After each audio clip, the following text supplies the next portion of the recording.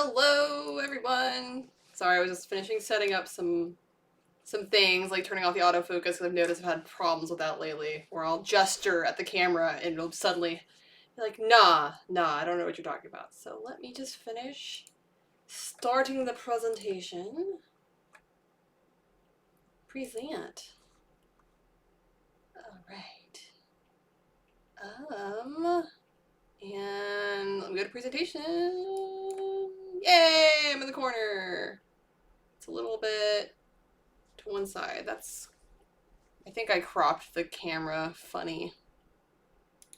Oops, not that. I want this layer. Oh, it is cropped funny. Well, it is what it is. So if I move the camera this way, over here, is it any... No, that's the wrong direction. I failed. There, that is my face. More or less centered. Hello! Welcome to the stream. Let me know if we're having any technical issues, audio, etc. This is like one of the first times I've made some of these slides big, so I'm like seeing that the quality of this first image is not the best, but hey, you'll learn. I'm so excited to be here today. Hello, everyone. I am excited to talk about one of my favorite things, which is mixing Western fashion with kimono. I'm very excited to talk about this today, and hopefully inspire some of you guys to try this out. Not only with like Lolita, but some other styles. So we're going to cover some of that today. Exciting. So let's go. Let's get started. Woo. So in order for us to talk about kimono and Western fashion, I thought it'd be really a good place to start by talking about the Meiji Restoration. I'm sure if you've attended some of the other panels, sometimes we talk about this because this really is the start to the modern age in Japan. And I think it's really important to talk about how Western fashion, it always starts the Meiji Restoration, it's true. I think it's really important to talk about how Western fashion came to Japan and was more popularized, and how it's become kind of like the mainstream fashion in Japan. So initially when Western fashion came to Japan, it was like in the Victorian era and, you know, through to the Edwardian era. Was initially only really worn by the upper class and for special occasions, especially for women, who have always had this onus put upon them to maintain traditional aesthetics. So that's why you still have like things like geisha a lot. There's a lot more onus upon women for whatever reason to maintain traditional beauty standards. But moving forward, the emperor eventually decreed that men should wear Western style suits for work, so they definitely became more popular. And if you've ever been to Tokyo, you will see that the suit is the uniform. So that is definitely has had a major impact on fashion in general in Japan. And at the same time, so like while this was going on, you know, while Japan was trying to absorb all this Western culture, it was at the same time exporting a lot of Japanese culture, which is really interesting. So there's a lot of textiles and like made specifically for the European market, Japanese clothing that goes out overseas. So we're going to take a little bit of a look at that too. So here's some examples of women's wear, and I am going to try very hard to cover both like feminine styles and masculine styles of dressing throughout this whole panel, because I, you know, want this to be accessible for everyone. Those who like to dress more masculine, more feminine.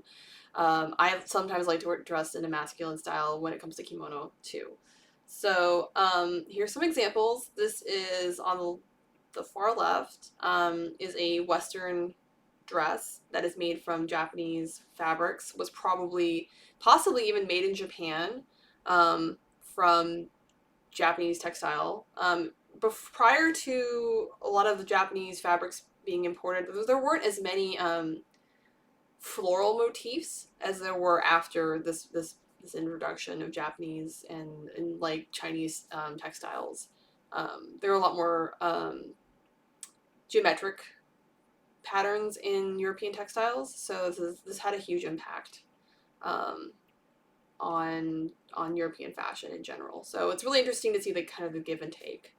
This is the Empress Meiji in one of her outfits, just to give you an example of like really only upper class women really wore these very formal ball gowns. They didn't really have that much casual Western wear available to them. Most of like what we think of as like Victorian garments a lot of times are only the pieces of the upper class. We don't really think about Victorian wear as the stuff that like, you know, the everyday person would wear as much. And those garments were actually just less available, and they, you know, took a lot of textiles. So, and then this really great print on the right kind of gives you an example of kind of just the variety of clothing that was happening around this time. So that was a really exciting and fun time period. And here's a men's version of the same kind of stuff, and this is a great example of these of menswear. I swear to God, the guy at the top like is like an Oscar Wilde-esque. He just has that vibe to me. He like literally just reminds me of Oscar Wilde if he was drawn by a Japanese. It's funny. It might. I don't even know. That's a good question. It could be. I didn't even think about that. It's the pose. It is. He's always just like lit, like, and I feel like it's the jacket too for some reason. But anyway, like I digress. I like the men's like smoking jacket situation going on there, and this military uniform was like super the thing if you were in the military. Like that was definitely the look, as you can see with the emperor there in his uniform. That was the look that they were going for. And then this is a men's smoking jacket for the Western market, produced in Japan with Japanese style embroidery. So that was a really cool piece to find. It took a lot of digging because there isn't as much in the Victorian era. Men didn't wear as much in terms of like floral textiles as frequently. So it was definitely like mostly like smoking jackets and things like that. You know, prior to that, during like the I'm blanking out, the Georgian period, there was a lot more, you know, frippery and folderol, as they like to say, a lot more embroidery and stuff. We think of like, you know, King Louis's court. There's a lot more of that kind of stuff, but I had a hard time for this particular era finding a good example, but I lucked into this really cool smoking jacket that was like up on an auction somewhere. So that was neat. I'm always here for extant pieces to try and show off. So this is the Meiji era and kind of like the first instance of like these two cultures really meeting, and you're starting to see the mixing and matching. After that, after kind of the Edwardian period, we go into the Taisho period, which is pretty short-lived. It's a very short period of time and is thought of with great nostalgia, even to this day. Fashion becomes more westernized in general. There was again more the insistence on men wearing Western fashion over women.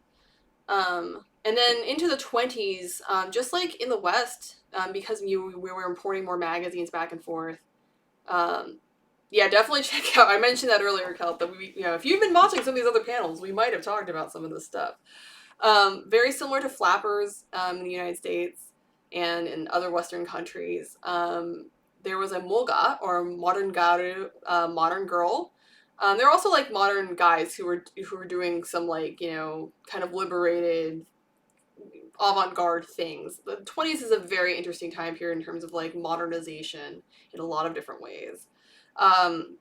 Just like across the entire world, because of things like the radio and stuff. So like, you know, there's a huge amount of modernization going on in the 20s. It's very interesting if you're just interested in art, period. One of my favorite eras. But anyways, I digress. So there were women cutting their hair with bobs, just like they were in the US. They were wearing much more Western clothing. Again, counterculture to like women should wear traditional clothing and uphold the traditional values. That was a very counterculture thing to do. And then the salaryman first appears in this era with his, like, you know, like I said, you go to Japan, all the salarymen are wearing their suits. That is this era. This is where it becomes very serious in terms of clothing. So we're gonna look at some examples. This is like a family. And you can kind of see, like, they all have Western style hats on, so like that becomes a big thing if you're going to mix Western influence into your Japanese fashion. Western style hats is a very big, very popular thing to do. So for women, this is a really cool couple of pictures. So these are schoolgirls And if you're familiar at all with like Victorian and Edwardian shoe wear, this is like so fun to see that they're very much wearing Victorian and Edwardian shoes, like spot on. A lot of reproduction shoes look just like this. Thank you so much for the follow. And they are wearing, these are Hakama, which is a lot of people think of Hakama and they think of the pant style. There is a women's Hakama that is a skirt, and they're wearing them in a very skirt-like way. And as I was doing research for another project, I noticed that a lot of the times they would do things like do pin tucks. Thank you so much for the follow. That were much more kind of Victorian-esque in a way. So there's a lot of that influence here. And to this day, this is kind of the graduating outfit. Like when you do graduation and you go to a shrine and like, you know, you do have a graduation party, you wear a hakama with a furisode. That is the outfit you still wear, and you still wear boots, Victorian style boots. This is exactly the style that they still to this day do, because this is kind of the first time that they had a lot of education for women and lots of schoolgirls. So this is the original schoolgirl uniform that, you know, of course gets turned into pleated sailor skirts, and you can see the pleats, you know, that idea coming through here. But this is the original schoolgirl uniform. And this other picture is a really fun kind of like through the years, kind of going from the most Edwardian Victorian hair. They had a lot of pompadour style hair that was much bigger than even like today's modern nihongami, which is the traditional Japanese hairstyles. Through to kind of like the 20s bob with the finger waves, into like stopping wearing kimono and wearing Western style fashion. And these are moga on the right. So this is kind of fun to see like the whole range from like the earliest Taisho to like towards the end of the 20s. So, and this is the guys version of this, which I think is fantastic. I've got some kind of like little like newsy boys over here, which they've even got like the news caps. And you know, I always think of like the little kids like read all about it on the corner, but what they're usually wearing trousers and like a shirt.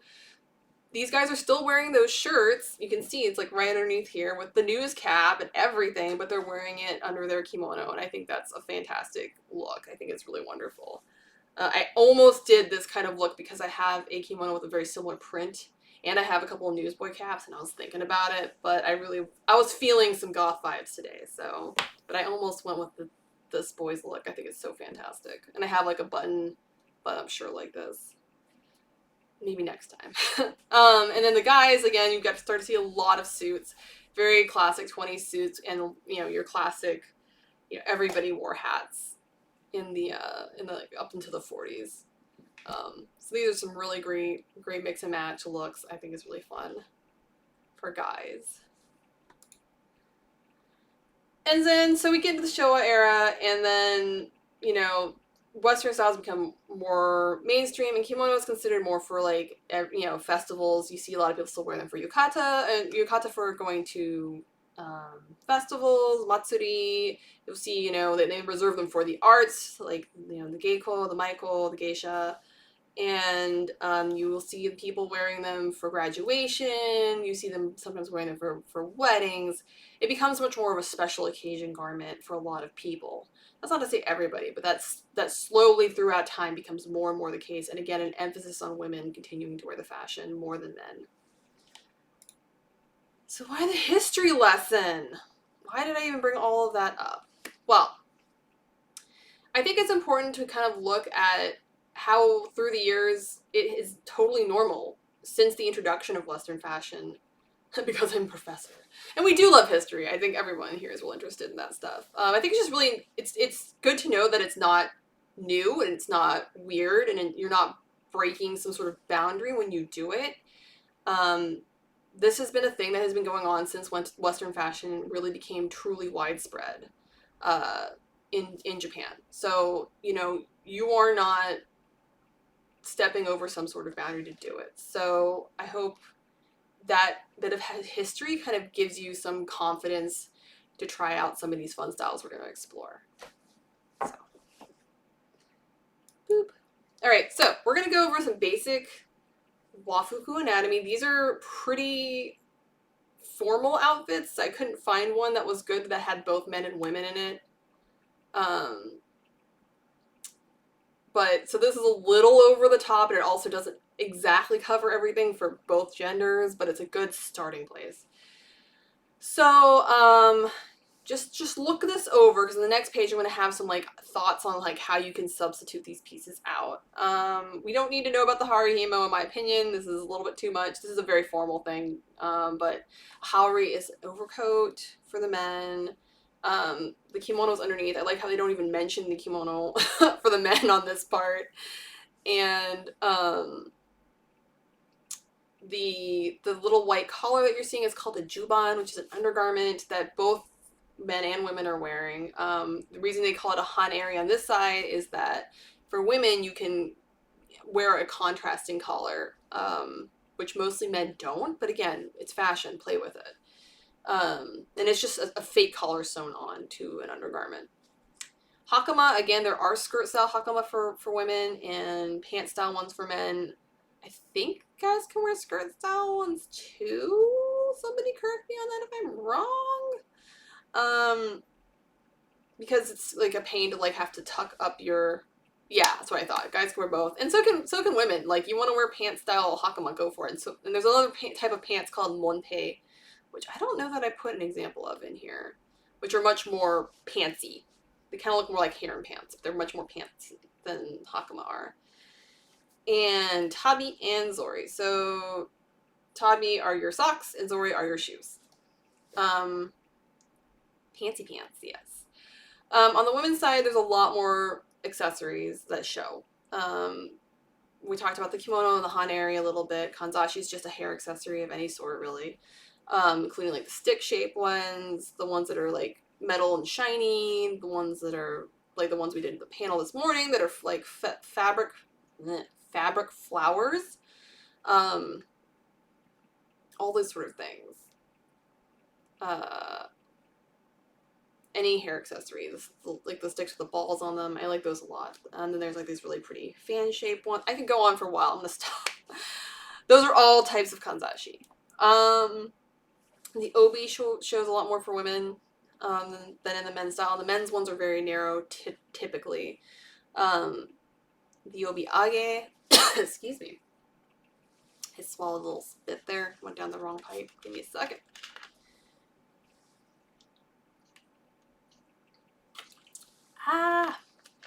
Yes. Sorry. The obi age is a scarf that shows above the top of the obi, and I've heard it described recently as like the obi bustle, and I was like, that's not wrong. That's an interesting take. But it does hold the obi up and give it its shape a lot of the times as when you're using one. I was like, that's an interesting, because, you know, bustles, like the actual bustle is like it's like a foundation garment, and I was like, kind of, maybe. Anyways, I digress. I thought that was an interesting comparison to Western fashion. And the obi-dome and the obi-jime. So the obi-jime is the little thin strip that holds, you can use it to tie on things, like different shapes of your obi. And the obi-dome is this little decorative charm that slides on. Again, some of these things are optional. Really, the only thing you pretty much guaranteed to have is an obi. You might have an obi-yage, you might have an obi-jime, and you might have an obi-dome. A belt for your belt, pretty much. It's more like the obi is a sash that is pretty, and the obi-jime kind of really holds shit together. Kind of, like, you know, sometimes, depending on how you've dyed it. And again, you got your tabi, your zori, your kimono. So those are, you know, these are just anatomy so that you know what I'm talking about when I go to talk about substitute options. So let's move on. So naga juban or juban is your undergarment, like I said earlier. So these are some suggestions for alternatives. Any kind of shirt or blouse, especially ones with like a high collar or neckline that you want to show off. I'm wearing just a plain long sleeve shirt today. It's almost like a little bit of a mock turtleneck. I could have gone with something like with the lace maybe to be a little bit flashy, but it's cold, and this one it's just a long sleeve. But But yeah, so you're adding a little bit of something here at the neckline. So consider what that might be. You want some stripes showing. You want, like, you know, the collar to fold over. Those are all things to think about when you're picking a shirt that you're going to wear underneath a kimono, if you're going to mix that part in. Especially if you're wearing vintage kimono, you're going to find that a lot of the sleeve length, this one's actually nice and long for me, so it actually comes almost to my wrist, which is where you want it, but, you know, I'm very tall, and this is not the case normally. This was custom made for larger people, so it's a little different. But a lot of times you'll find that a lot of the time you wish you had a nice sleeve to cover the rest of your arm, and it does create kind of like a optical illusion where it makes the kimono look longer on your arm to have a long sleeve under it. So I've seen a lot of people wearing like really lovely blouses underneath kimono, even if they're trying to create a more like traditional vibe, just to help make the sleeve look a little bit longer, especially if you've got a wide wingspan. In kimono, a great swap option is like a simple sheath dress with a V-neck. That can be a really great thing. Or again, if you're wearing hakama, instead of wearing the hakama shita, like, you know, the kimono that you would wear underneath a pair of hakama, you could wear a dress shirt. I've seen that happen. I've seen people try that out for men. Yeah, you know, you don't have to wear a kimono for it to look like wafuku. There's a company called Soso. I had originally put some slides of them in there, but I couldn't really think of another company that really nails it as much as they do. That designs kind of Western style clothing with Japanese traditional fabrics and prints in a very Japanese way. So if you were into that kind of aesthetic without having the difficulty of getting dressed in kimono, you might want to check out Soso. They're a very popular brand in Japan. I was just watching some soap opera the other day, and I was like, that lady's wearing some Soso. I know that shirt. I've seen it.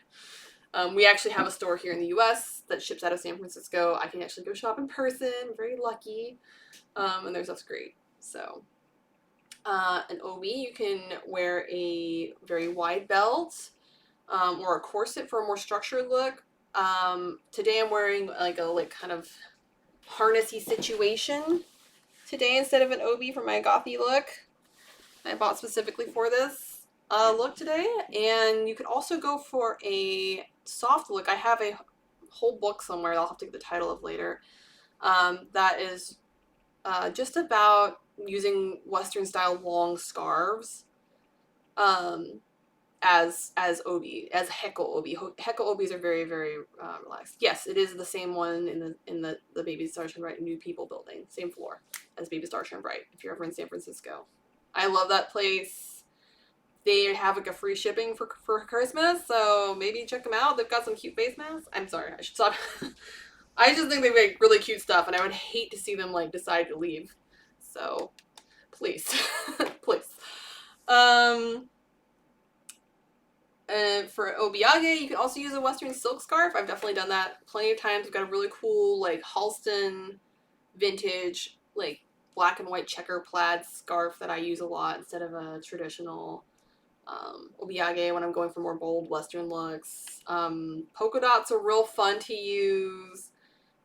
Checkers, like plaids. Some florals, you know, can work too. I love bold prints on Western scarves. You just gotta make sure they're long enough for you and what you're trying to do. That's the big challenge I find. But I am a big fan of doing that myself. Obijime, you can use like a fancy piece of ribbon, a skinny belt. I've seen people use kind of bigger belts too if they're doing no musubi styles. If you were taking any of my other panels on how to tie casual kimono obis, there's a lot of no musubi styles, and you just like wrap the obi around you, and then the big focus can be the belt itself. I've seen some really cool big chunky belt buckle versions of that. Oh, I like those like little skinny metal stretchy belts. Those are really fun. I've seen people do that before. It's a lot of choices. So for Hakama, you can either use a pleated skirt or big baggy pants. another brand that I think a lot of people don't realize is Japanese is Comme des Garçons. And they do a lot of Hakama inspired pants a lot of the times when you like kind of look at what they're doing. And then your tabis at, you know, Zori and Geta, Seta, you know, any type of Western socks or shoes can work for sure. Just go for it. And for Kanzashi, Western style hair bows, flowers, hats, hair accessories, the sky is the limit with that. Vintage style pillbox hats are like a huge thing people are doing. I have some suggestions for Instagrams at the very end of this for you guys to check out too, so don't even worry about it. I got you guys covered. But yeah, the sky's the limit when it comes to like hair accessories. I haven't seen people really doing the halo look, so like someone try that out. I am here to see it. What's really popular is a lot of pillbox hats right now. That's big, and then Western style hats like I'm doing today. Oh yeah, as far as like the skirt situation goes, I'm wearing a skirt. It's a Hakama situation today. I'll try and post like a full outfit shot later. I kind of lost the sun by the time I got dressed, but we'll see what I can manage. Okay, so we're going to talk about some specific styles now. Taisho Roma is kind of the Taisho era. Remember how I mentioned earlier, it gets romanticized a lot. There's a lot of like otome games, I think, that have a lot of, I'm going to make myself a little smaller, so I'm in the way. Great coat. Okay, I'll make myself bigger later. There's a lot of romanticization of this time period, especially small Haley, in the way that they do these styles now. So there's kind of like not even like what it really looked like, but just kind of like an imagined version of what it looked like. So we'll get into that in a second. But so things that are really key for both of these. For women, you would like trying to find a good vintage motif for your kimono. Like yabane is really, really popular because that was one of the most common ones for schoolgirl outfits. Stripes or checks are also very popular. And then certain florals, particularly like pretty large ones, are very popular. The Western style hair bow, again, I don't know if you noticed on the schoolgirls, a lot of them were wearing like pigtails. They also have like a head bow on top sometimes. Women's Hakama, again, with a skirt style. Edwardian style shoes, just like the girls had. And like I said, if you want to do a little bit more romanticized version of this, like a high collared Edwardian blouse would be really lovely with like maybe a cameo. That's a nice touch. For masculine look, Western style hat, big important thing. As you saw all those guys wearing hats, you can either do with your newsy look or your fisherman's cap, fedoras, straw boaters, all of those are great, great choices. Round rim glasses. Yeah, if you look up Taisho Roma in English, like Romanji style, you're going to come up with a lot of really annoying otome game stuff. So do look with the characters, with the Japanese characters. Like, it'll come out much better if you use kanji. Trust me, it was really frustrating to see. Yeah, lots of anime art. That's exactly what came up. Round rim glasses were big, like granny glasses. Again, striped kimono. Or solids. Solids are still a really big thing for menswear. It's really boring, unfortunately. Luckily, there's some people who are getting away from that, and I'm really here for it. You might wear just not like a full suit, but like, vest and a dress shirt with a haori over it. Men's hakama with your dress shirt might be a cool look, and then maybe a scarf or a greatcoat. There's some really amazing, beautiful overcoats that came out of this era for menswear that I think are fantastic. And here's some examples for women, and we'll cut the men in a second. So this over here is literally somebody, like, this is out of a graduation rental catalog. Like I said, this is still the look that you wear when you do graduation.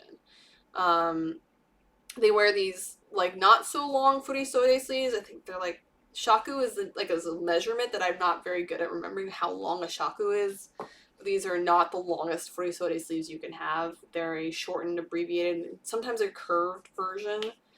But this is very nostalgic. It doesn't have very many Western elements outside of the hair bow, but I just wanted to kind of show you how this is still such a look. today and how important that era is in terms of influencing current like fashion kimono wise even still. So this in the middle is much more what I would was saying with like the Edwardian or Victorian style neckline. I love the little lace trim. She's wearing Western style shoes with lace tights. That's super cute. And she's got more of a Western style hair accessory rather than like a traditional kanzashi. So she's definitely mixed in some elements there. And there's like lace also even on her obi, and because the top of the obi shows when you wear hakama, and then as you can see with the yellow peeking out on the other girl.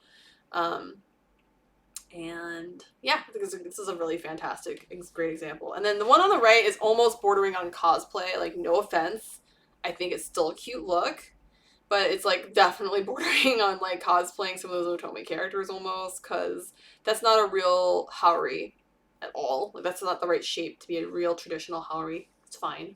I love the blouse. I don't think that's a real kimono under there.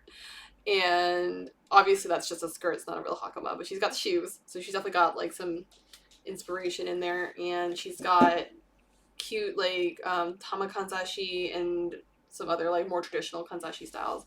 But this one's bordering on almost being like kind of like a, yeah, it's a little bit fantasy, not quite even really Japanese clothing. It's like how there's hanfu that's kind of like romanticized over, there's no real hanfu. This is like a romanticized version of Japanese clothing. It's kind of, I recognize where they're coming from, but it's starting to lose the kimono aspect. So. Oops, I didn't mean to do that. Hi. Look at my whole presentation. There we go. Men's looks. I think these are dope. I'm loving the guy on the right. He is just kicking ass and taking names. I love him so much, but I digress. So again, maybe wearing a greatcoat like the guy on the left is doing. Oh, can I make myself a little bigger? I don't really want to cover this guy's great look up. I'm gonna stay small for a minute here. Men's hats are a big thing. Still, I like this guy's wearing a full-on bowler. That's great. He's got the great coat on over his look, and then he's got some, like, I think those are cowboy boots. Good for him. Cowboy boots. And then this other guy in the middle this is like very traditional, and I love it. I like that he's wearing a like a much more like printed juban.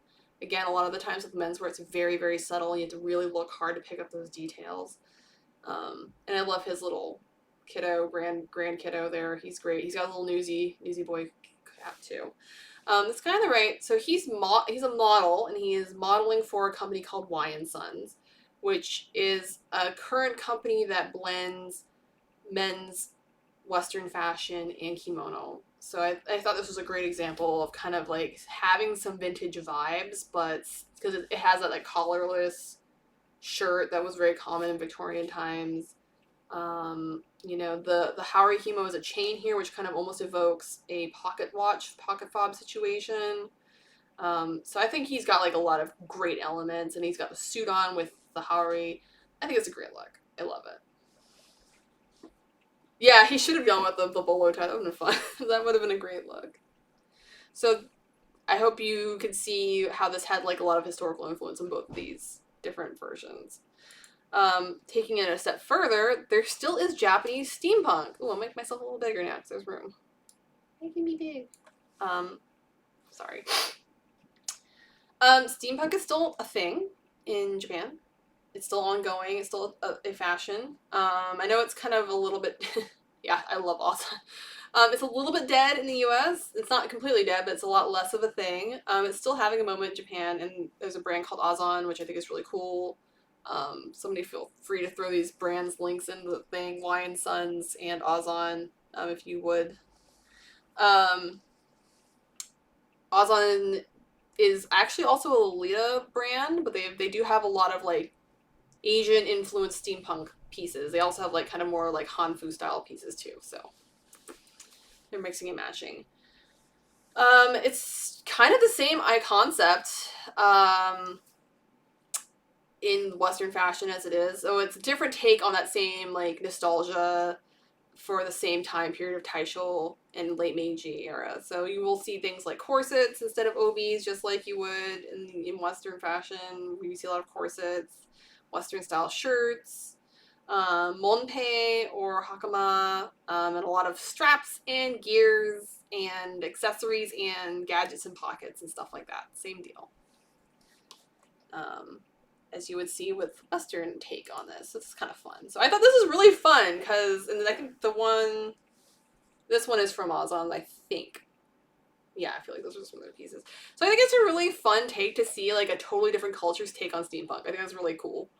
We still have our dang goggles, but we see a lot less gears.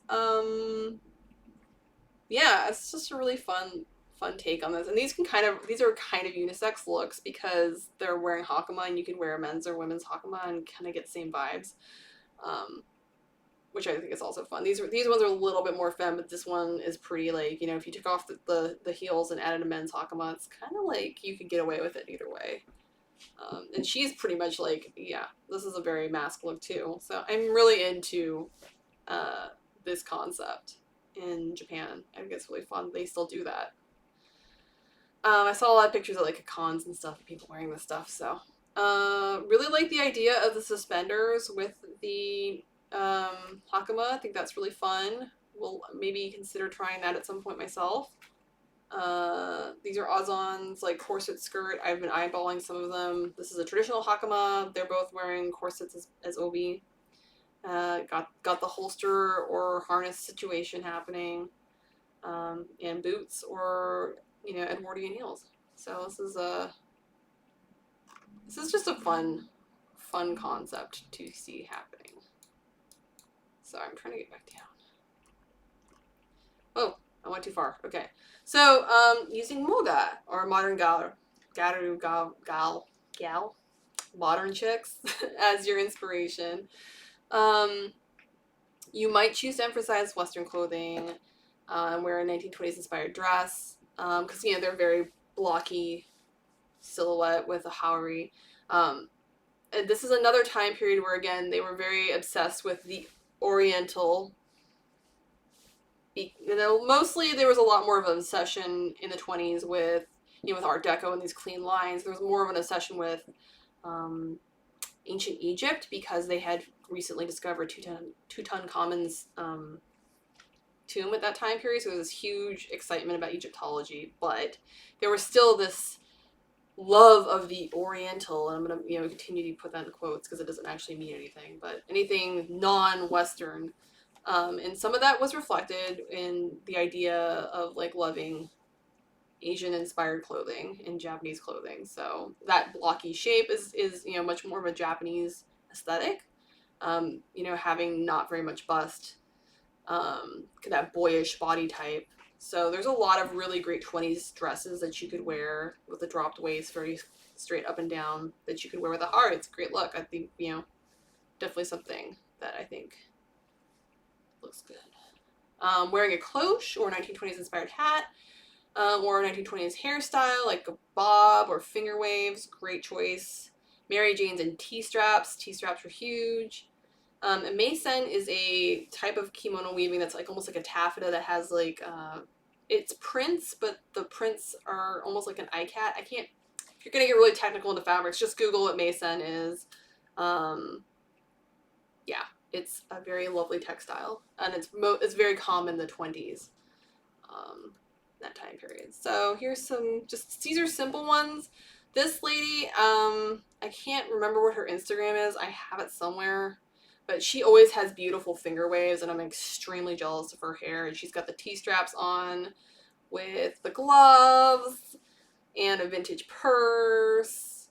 She's always very stylish. She is a kimono stylist, I think. Yeah, Sato Kimono. Yes, thank you. Bless you. That's the one I couldn't find.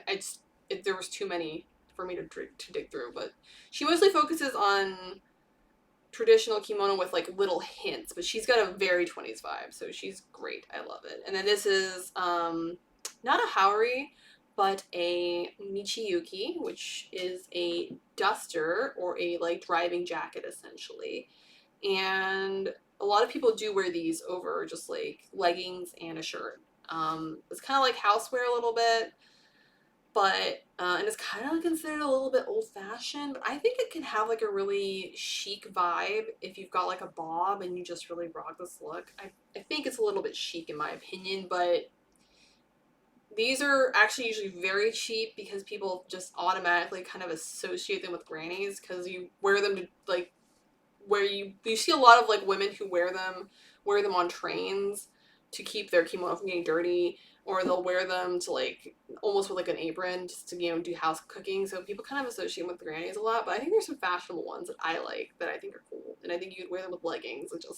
It's a look. Go out the house with that. It's cute, and I usually have a pocket. So I'm always here for pockets. It's a little bit more comfortable to wear. I think it's very... Grandma Kei in kimono is a very big thing. So denim kimono.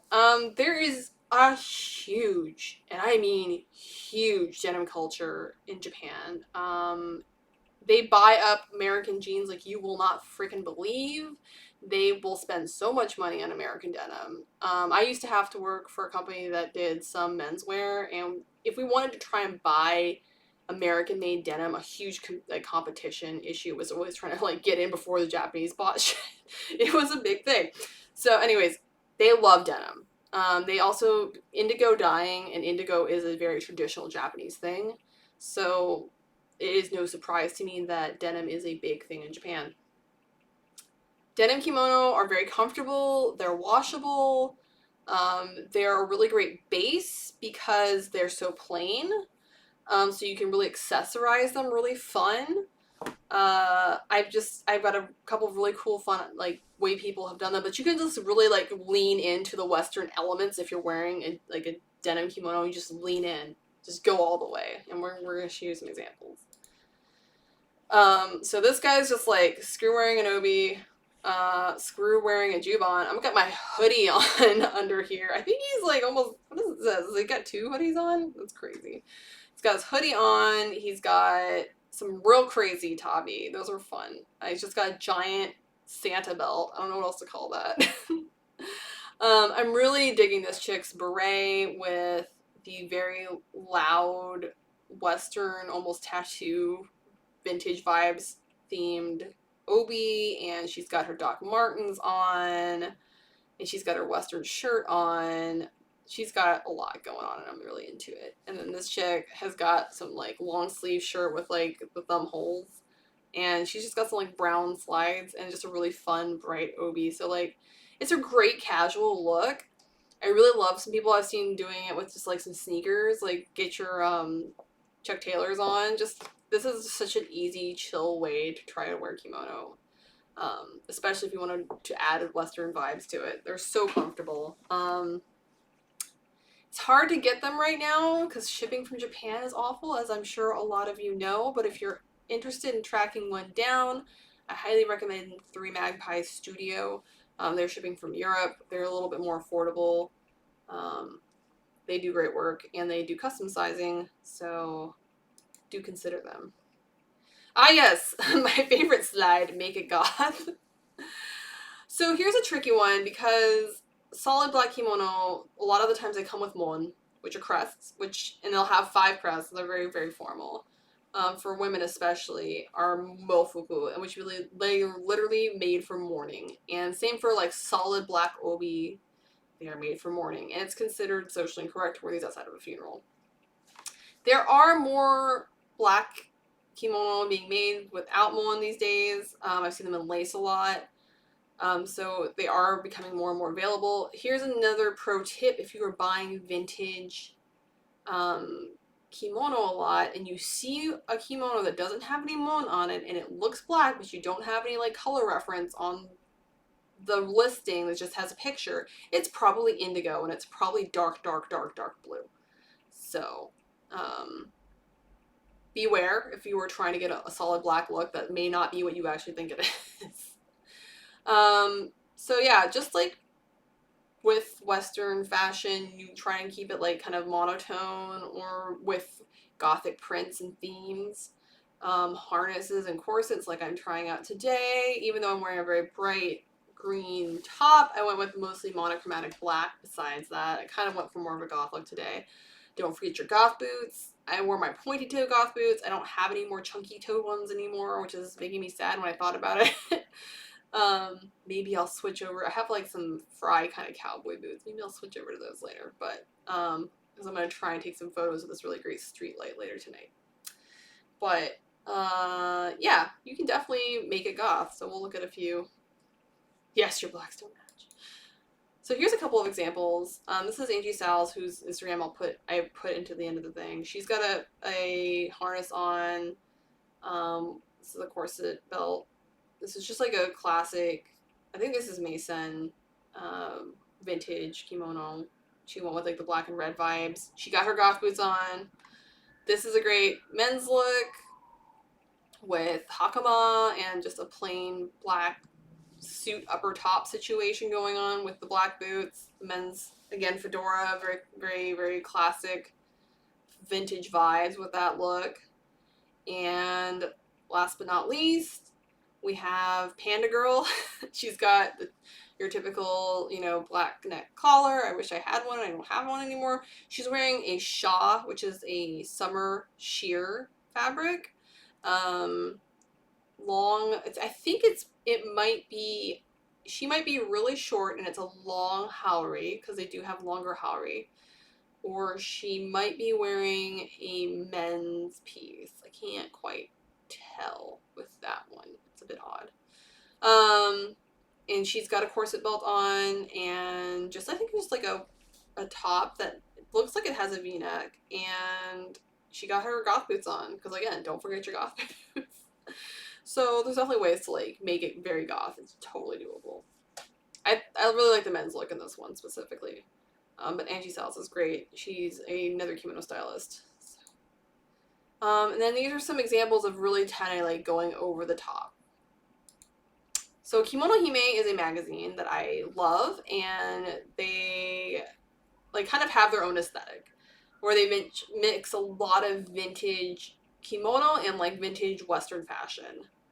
Like just mixing and matching all these pieces. So you see a lot of vintage flowers, a lot of vintage hats. They've got the gloves. They've got like this, like the lace. They put lace collars and they're just hand sewn on. You can take them off. A lot of times these are like vintage like pieces, but they'll have like one or two modern things that are like very poppy. So this is like a really fun style that I'm really into. And this is just a magazine you can buy from Kinokuniya or any other like distributor. Sometimes you'll find like lots of them on eBay. So it is cute. It's really funny, this Mori girl one really wasn't that Mori. In case you're wondering, in case you're excited by that title, it is not that Mori. I thumbed through a lot of these and I only own 1 or 2 issues, but just thought I would warn you. This guy is Akira Times. He runs in Instagram that I linked. And he makes all these are just his own versions, kind of like a masculine version of Kimono Hime stuff. I love him. He's got a great vibe and great energy. And again, I'm tired of seeing menswear being really boring and like subdued. So good for this guy for like going out and getting this really loud prints. Good for him. Love to see it. And I love that he's got his hats on, he's got bow ties on. He is definitely bringing like the Western fashion in. I love these shoes. So yeah, the clashing patterns is like a really big thing in Japan, so definitely try that out. The black and white is so good. I think this is the name of the designer, Yukiko Tanaka, so if you're really into this vibe, maybe check that out. Yeah. Oh yeah, Kimono Poncho. Oh really? I'm terrible with names. So Kimono Poncho is an Etsy shop. She makes like custom kimono for people. So it could be that she made this custom for him and he designed it himself. I want to say, oh yeah, if you look really carefully, there's like little rings by his sleeves. Those actually zip close and zip open. That was a design thing that he did. I remember seeing like the whole thing on this. So, and it has like this curve here that's intentional. It's not straight. So yeah, he put a lot of thought into this design. I think he worked directly with that designer. So it's a lot of fun. He's just got a lot of really great over-the-top ideas. And Decora. I'm sure there's some people who are into Decora here. There are like a few yukata and kimono available from Decora brands, like ACDC Rag, for example. So here's some examples of how to style with that stuff. I mean, it's just layers and layers and layers, just like, you know, every good Decora vibe is. I don't really know that I need to break these down so much as just have these like as examples for you to think about. She's wearing a vintage kimono though, so like that might be a good like way to think about like how to onion like Shrek. Yeah, you could definitely like there's a lot of kids kimono that are really bright. This could be like a kid's yukata. Although she's got a ohoshori really like so an ohoshori is like a fold you create to shorten or lengthen a kimono. This one she's got a really big ohoshori, so this could just be a vintage like younger women's kimono. It's very bright, very very loud. So you can definitely do it with vintage pieces that aren't meant for kids. Can do. I think it's fun. Also, she could be really short. So what do I know? I'm tall. Everything's hard and horrible for me trying to buy old kimono. And these are a few examples that were submitted from people who are Western a lot of the times, trying out kimono and mixing their own fashion into it. And I collected these from the Immortal Geisha Facebook group. For the most part, I've got one or two other examples in here. We'll go through. So this is an older woman named Myra. I fucking love her. If you want to spend any time talking to me about kimono, I will probably bring her up like 10 times because this is who I want to be when I'm old. I will never stop talking about her. I love this like Chanel, not Chanel, Dior vibe that she's got going on. Like very Dior new look vibe. I can't. This is such a good look. I love it so much. So chic. And I love this masculine. She is wearing mofuku, so like it can be done. I know I said like be careful, but like it can be done. And this is a very masculine look with the whole tuxedo vibe. I love it. I tried to pick two very different looks for her. She's got such great taste. I just want to be her. I just literally want to be her.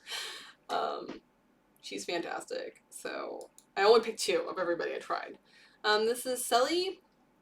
She's also got an Instagram. I love the kind of like 80s power suit vibe of this. This is a lot of fun. I wish she picked kind of like a more power suit shoe. I think she was just out for a long walk that day, so she wasn't like ready to vibe that way. But the look. It's such a great, strong look. And I know she's about my height, so she struggles with the length issue that I do as well. So I think this is a fun, like, throw some leggings on. I don't know. Just be comfortable. Situation going on with like a yukata and some leggings. So good for her, because I know she's, I think, you know, like 5'9", 175. Jeggings, leggings. I can't tell in this picture if those are, I can't tell. I think they might be jeggings, but whatever. Jeggings, too much denim. It's too much. Put your denim Howery on there too. This is a chick who's more into like kind of goth steampunk vibes. This is really I don't remember her name, and I'm terrible. I'm sorry I didn't put that on there. I'm the worst. But yeah, these were both very lovely gothy vibes. And I think this is an H Naoto. H Naoto does periodically release kimono pieces, so keep that in mind if you're a goth kid. I might have a friend that just recently bought one, so they definitely release them from time to time. Oh, Mani, look, you made it in my slideshow. Kelp, I forgot to ask you for a second picture, so I didn't put you in here, so please forgive me. I love you. It was late. So Mani's got some really great Waluita vibes, but I think you can really see that there's a wide range of like personal taste and style that went into all of these different people. Hello, Chewy, have very different taste and different aesthetic, and it all works really well. Good job, you guys. So yeah, I think it can be done. I think it's great. Here's some books on like if you want to get back into history, get into it. Kimono Hime magazine. That's like how you Google it. Kimono Hime, and this is that guy's blog because I thought it was so fantastic. You should definitely check it out. I'm not rushing. I'm just trying to get to the end here so that we have a little Q&A time. And here's a giant list of Instagrams to check out. I'm gonna maybe move myself up here. Yeah, I'm out of the way. Yeah. So you guys can start looking at all of these. Oh, Uber Dandy Kimono is really cool. That's what I'm wearing today. She's a stylist in the UK. She's from Africa originally. She's black and she uses African wax print for a lot of her designs. So like, I'm into it. I think that's great. Speaking of mixing and matching cultures and fashion, that's a fucking cool idea. So, yes, brands still periodically release yukata. So, you know, this I hope gives you some inspiration for other ways to watch and try things on. Guys, it is time. It is time for Q&A. Ask me your questions. And I will put a link of this whole presentation into the chat later. Or not the chat. Well, the chat on the Discord.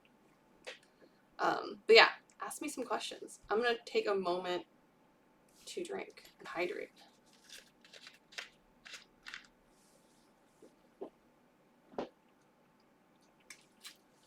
Chewy. Chewy, now's not the time. Again, I do sometimes stream, guys. So periodically I have my lovely, amazing followers drop by and say silly things, and I love them, so it's fine. Ooh, hair suggestion. That's a good one. So today I kind of went with like a really crazy look. I don't know if you can see what's going on up here. Yeah. Okay. So what is happening here? Because I was just gonna wear my hat. Is that I just have like a ponytail and I have like a really fat like hair rat. Then I rolled my bangs and I just pinned it. That's all that's going on up here. But I like if you're doing a vintage vibe, those 20s finger waves that one chick does, chef's kiss on those. That's beautiful. The bob is a very popular look for a lot of people. Roll fat rats. Sorry. I wish. I mean, I could take it down and show you later. It's pretty crazy. Like the very end, I will do that if you really want to see it. If you want a Googleable phrase, there's a thing called Nihongami.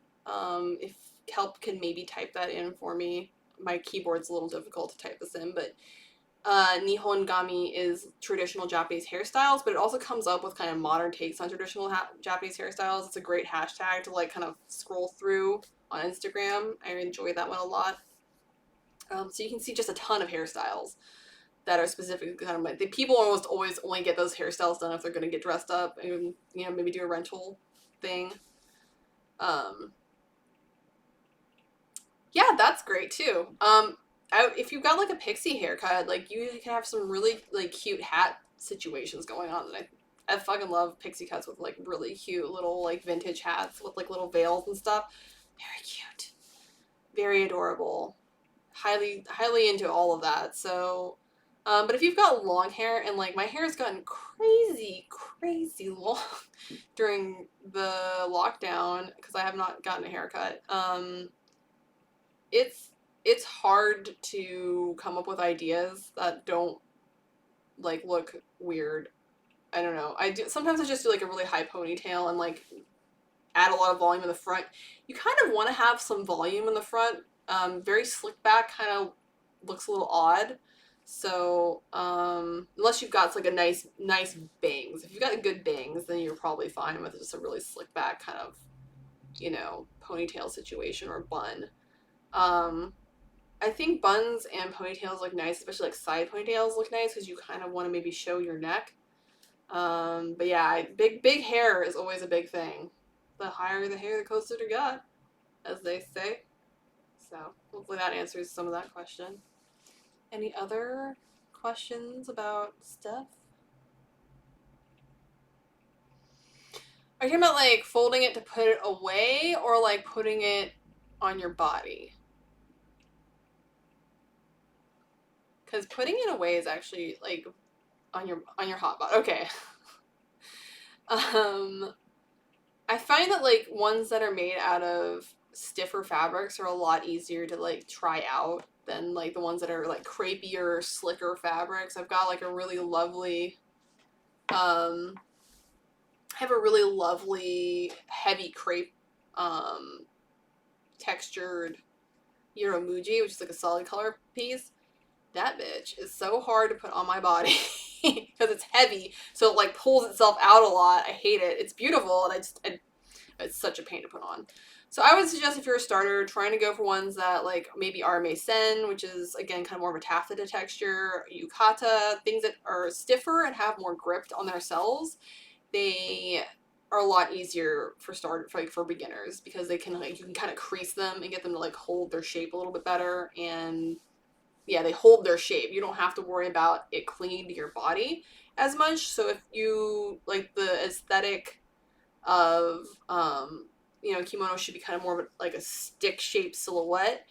If you've got curves like I do, you have to pad yourself out a little bit if you're wearing one of those drapier fabrics, because it just really, like, clings to you and shows all your curves, which is not desirable in kimono styling. So I do struggle a little bit more when I wear those drapier fabrics.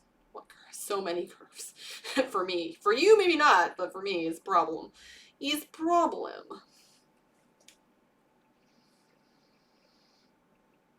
Well, I'm jealous in terms of wearing kimono. And some Lolita, like Innocent World. She also does not believe in curves much, that designer. But, yes. Any other questions that I can help with? Answer. Tube kind. I'm perfect tube. I am beautiful. And cylindrical.